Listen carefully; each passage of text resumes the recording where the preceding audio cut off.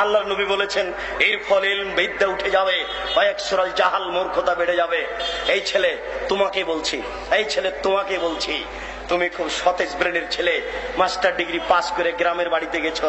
তোমাদের গ্রামে একটা হিন্দু সরস্বতী, ভগবতী, কালী, দুর্গা তৈরি করে ওখানে রেখেছে জিলাপি আর একটা কলা। এবার তুমি হাসছো আর বলছো এত বোকা মানুষ গো। আচ্ছা, এই সরস্বতী, কালী, দুর্গা কি কলা খেতে পারে? হিন্দুরা কত বোকা, কি ব্যাপার, এখানে কলা জিলাপি রেখেছে। এই ছেলে তোমাকে বলছি, তুমি সাবধান থেকো। তুমি যে এখন স্কুলে এসে বলছো, এই ছেলেরা, এই মেয়েরা, আগামীকাল তোমরা ফুল নিয়ে আসবা, পায়ের জুতা খুলে দিয়ে বরকতের কবরে ফুল চড়াতে হবে। তোমার মাস্টার ডিগ্রিকে কবর দিতে এসেছি, তুমি মনে রেখো।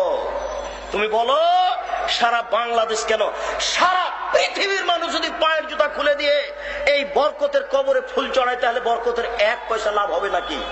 যদি না হয় তুমি এই কাজ করলে কেন? তাহলে ওর সরস্বতী ভগবতীর কাছে কলা দেওয়া আর তোমার এই কবরে ফুল চড়ানো দুইটা সমান নয় কি? তুমি মুসলিম, তুমি মুসলিম, তুমি চিররণবীর, তুমি মরণকে করো না ভয়। তোমার ইতস্ত বোধ করা দরকার ছিল, তোমার লজ্জা বোধ করা দরকার ছিল, তোমার বিদ্যেকে মূল্যায়ন করা দরকার ছিল। তুমি বেশি না পারলে তুমি ঘুরে দাঁড়াতে, ছি ছি এ কাজ কেউ করে? এই বলে তুমি ঘুরে দাঁড়াও, বাঁচার পথ আছে। তুমি শিক্ষক হয়ে কাজ করো কি করে? সারা পৃথিবীর মানুষ যদি পায়ের জুতা খুলে দিয়ে ফুল চড়াই, বরকতের 1 পয়সা উপকার করতে পারবে না। যদি সেদিন তুমি বলতে, এই ছেলেরা শোনো, তারা জীবন দিয়েছে, তারা রক্ত দিয়েছে, তোমরা একটু তার জন্য ক্ষমা চাও। তোমরা বলো আল্লাহ এদেশের ভাষাকে টিকানোর জন্য বরকত জীবন দিয়েছে, তোমার দরবারে ক্ষমা ভিক্ষা চাচ্ছি।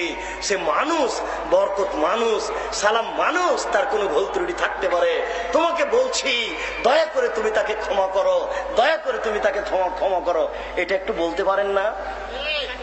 কাপুরুষ ছেলে তুমি, তুমি সুন্দর ছেলে নও, অভিশপ্ত ছেলে তুমি।